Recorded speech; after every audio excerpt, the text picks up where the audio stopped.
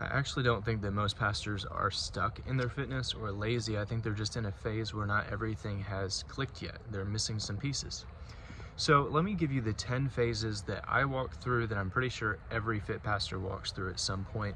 And I'm just gonna give you all of the years, basically since I started in my fitness journey all the way until next year for me. So when I was 16, my mom got me this Men's Health magazine, and that's where it started for me. Basically everything that I knew came from that magazine. It came from bro science or things that I'd heard. I did like 100 push-ups a day because one of my youth leaders told me that that was the way that you could get jacked. And so basically everything was all about abs. It was all about like supplements, and I got my mom to get me protein powder. Like, I was so cool. It was all about calories in, calories out. Somebody told me that if you eat big, then you get big, but if you eat a lot of calories, then you spend a lot of calories. And so I thought, man, I'm cranking on this. And that year, I actually gained 10 pounds and I lost 2 inches off my waist. So I'm not sure if that's just because I was 16 or if that's because I did everything right, but I think it's more because I was 16. The next year when I was 17, everything was about athleticism, and I had this speed ladder. My mom got me this little deck of cards that was basically speed ladder drills. And so I thought that performance equaled health, when that wasn't really it. I lost a lot of muscle size, but I got pretty fast. I got pretty agile, but I was not very strong at all. When I turned 18, of course, my senior year, basically I just slacked off. And so coasting is not forever, and that's what I learned the hard way. So everything for me was, it was about graduating, it was about starting college, I was dual enrolled, and it was all about, there's this girl that I liked. And so basically everything that I did was about normal life, day-to-day things. It wasn't about fitness. And so I really just coasted, and I got out of shape because of it. When I was 19, I did some internships. I moved around the country. I lived in New York City for a couple months. And while I was there was this guy named Mike, and he was a personal trainer, and he trained me. And I actually got in really good shape, the best shape of my life so far at this point. And so I had abs that I could see for the first time. I was doing a lifestyle of fitness, and I will tell you, it was amazing, but I had no clue what was happening, no clue why it worked, and no clue what I was doing. So I'm glad for that. I was able to learn from that, but I also wasn't able to teach from that. So I had to learn a lot more before everything clicked. Next up is a huge one for a lot of guys, is when I was 20, I went into celebrity workout mode. I found out that Daniel Craig put on like 20 pounds before Casino Royale or something like that. And I thought, well, if I just do the workout that he does, then I will get the size that he has. What they don't tell you is that alongside the workouts he was injecting TRT, he had basically steroids. And so that's not how that works. But I did the workouts. When I found out Daniel Craig did not work the way that I thought it would, then what I did is I swapped over to Sly Stallone. I loved the way that his physique worked for Rocky Balboa. And I thought, if I could just look like that, like, I don't think he's super steroidy. I don't think he's too big. I think he's got a good frame, and he's a similar height. He's 2 inches taller than me, but I thought at the time. And so I thought, man, I'm already shaped like Sly. Maybe I could be like him too. So I started doing his workouts. Well, I would literally do like 20 sets of arms in the morning, and then 20 sets later of like legs in the night or something. I would do 2 a days. I'd be up at 4 a.m. I'd be working out until after the sun set. I'd do another 20, 30, 40, 50 minutes of cardio. It was insane. I got lean, but I did not get any bigger. I lost actually a lot of muscle because I was harming myself. I didn't realize what was going on. At this point too, I found out that Stallone drank like 20 cups of coffee per day, and while he was filming one of the Rambo movies. And so I thought, well, if he can do that, then I can do that, because I'm already doing his workout, so I need that kind of energy, those kind of calories. It was a bad idea. It just was a rough time in my life, as you can imagine. But so is the celebrity stage for most guys. So when I turned 21 though, I really got into bro science. I started looking up stuff on YouTube. I started learning things that were not true, I come to find out, but they made it sound true, and they had some studies, some science to back what they were talking about. So I thought, well, if these guys have doctorates or PhDs and they really know what they're talking about, then I should listen to them. So bro science became my life. I would say things like volume is king, and I would go do literally 20 sets of squats.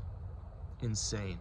After that, I would do 6 sets of squats for 20 reps to failure, all 6 sets. And I would do them 6 days a week. Like, just dumb. Like, I didn't know what was going on. I didn't know how it worked, but this is a massive stage that a lot of guys get into. Another lie that I heard was eat big to get big. In a previous video that I made, I talked about how I put on like 20 or 30 pounds just eating Marie Callender's pot pies at the end of the day, every single day. Well, eat big to get big is what I was hearing, and I was excusing it because I was like, I'm doing high volume, so I'm burning lots of calories, meaning I need lots of food to make up for that.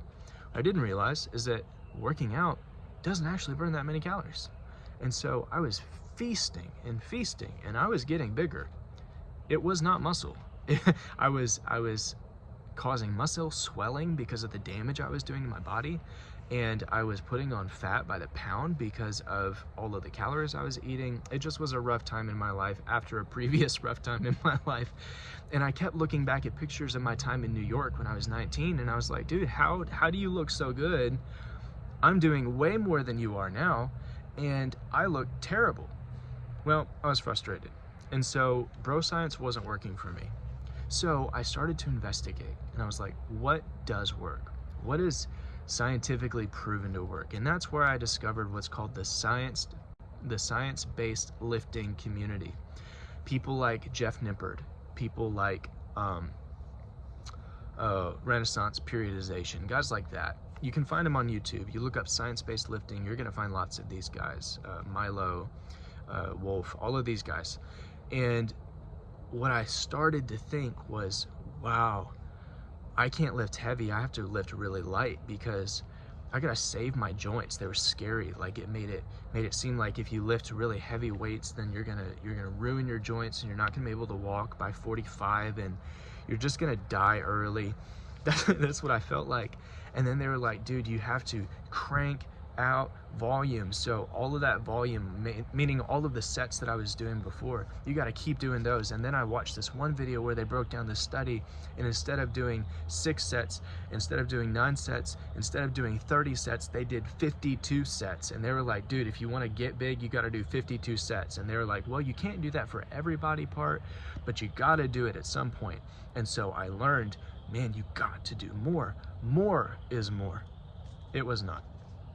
Science-based lifting caused nothing but plateaus and muscle damage, and it hurt.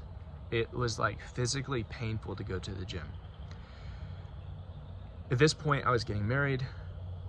This was my first year in marriage, and I went on this diet. I could not lose weight to save my life. I could not figure it out. At this point, I was also just after the time that I was going to buy the gym. And so if you know my story, I was gonna buy a gym. That's really what got me into fitness to start with. So I'm already like a year into this. I've already trained people thinking that I know what I'm doing. And thankfully, pretty much anything works for a beginner, right? Which is why I'd made that progress early on. That's why I made that progress in New York. That's why I've actually continued to progress throughout all of these 22 years so far. But the next year, when I was 23 years old, is when I finally discovered evidence-based lifting. Before, it was science-based lifting. And before that, it was bro science. It wasn't even real science, it was just hearsay. It was things that people say in the gym to sound cool. Science-based lifting takes a different kind of data, and it says, well, here's what could work, and so if we can prove that it even looks like it works, then you're good, go do that, that's the best thing. Well, that's not true. You want evidence that it does work, not that it could work, right? That's where evidence-based lifting comes in. And so it, on top of that, incorporates physiology. It looks at actual anatomy, and it's like, well, the muscles don't actually work that way. It's like, how does your brain make your muscles work? How do your muscles function? How do they actually grow? How do you add more proteins? How do you add more muscle cells? And so all of this came through evidence-based lifting, and I was like, whoa, this is awesome. The problem was, I also thought that powerlifting was awesome. So I wanted to get strong and big, because I'd heard during my science-based lifting, the bad guys, that there's this thing called power building. And if you power build, you'll become this muscle monster and the strongest guy in your gym at the same time. Not quite how it works. So I mixed for worse results. When I did that, 23andMe was not bigger. He was not that much stronger. He was a little stronger, he was a little bigger, but he wasn't nearly as much as he would be at 24, which brings me to this year. I took the evidence-based lifting and left the powerlifting out of it, meaning I'm not doing the big three, things like squat, deadlift, bench press. I started dialing in my nutrition, and I actually started training really hard, because in powerlifting, you do train hard, but you don't train really hard unless you're just maxing out on something. This year, I've trained very hard. I've gotten close to failure on every single set that I've done, and it's shown results. I put on 5 pounds of muscle in the last year. It works. You get bigger. Pictures of me last year versus pictures of me this year look different because I put on size, because it works. So there's evidence for it, and it's almost like whenever you take the body that God created, you study how the body works, and then you actually go and do the things that the body's made to do. It works the way that God intended, and that's what happened. And that brings me to 25. 25-year-old me next year. In less than a month, I turned 25. And my goal for next year is to be the biblical-based lifter.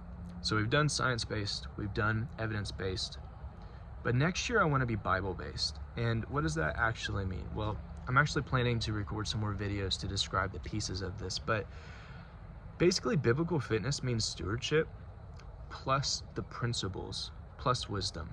So stewardship is the main focus, because my body is a temple. And if stewarding my body, or maybe fitness, getting strong, things like that, if that gets in the way of me doing the jobs that God's given me to do, the work that He's given me to do, then I'm missing the mark, right? If fitness is getting in front of pastoring or in front of being a father or a husband, then now it's become a God above God, and that's not good. So I want stewardship to be the main focus. Next, I want principle to be kind of the main focus here, because I think there's a lot of principles in the Bible. Things like, for instance, Solomon talks about how to have a good life. He's like, do hard work that you enjoy. Work really hard. He says, get some sleep. Enjoy your sleep. Enjoy your wife. Enjoy your kids. Enjoy good food and good drinks. Like, just enjoy your life. He's got the Solomon's method. Maybe I should do a video on that. And because of the Solomon method, I want to take some of those principles and I want to enjoy my life this next year. I want to enjoy fitness, but I also want to enjoy the food that I like. Things like that. Does that make sense?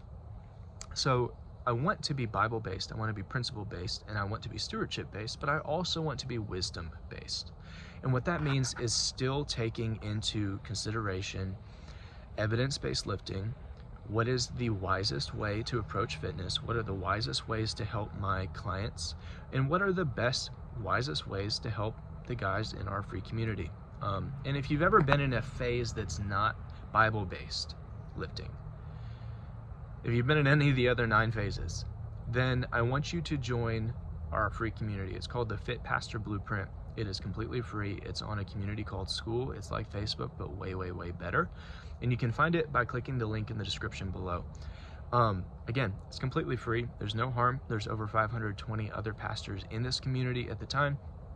And basically, you're going to lose your first 5 pounds in the first week using evidence-based, biblical-based principles and science and all of that good stuff. So hopefully you click that link. Hopefully you join the community if you're a pastor. If you're not a pastor, don't click it. It's not for you. You will not be accepted. And I hope to see you on the other side. If you've been in one of those phases, skip to the end, figure out evidence-based lifting, go follow the right people, go listen to the right inputs, learn their stuff, and honor God most of all with what you learn, because you're stewarding His temple, not your body. Love you guys. Praying for you. Have a great day.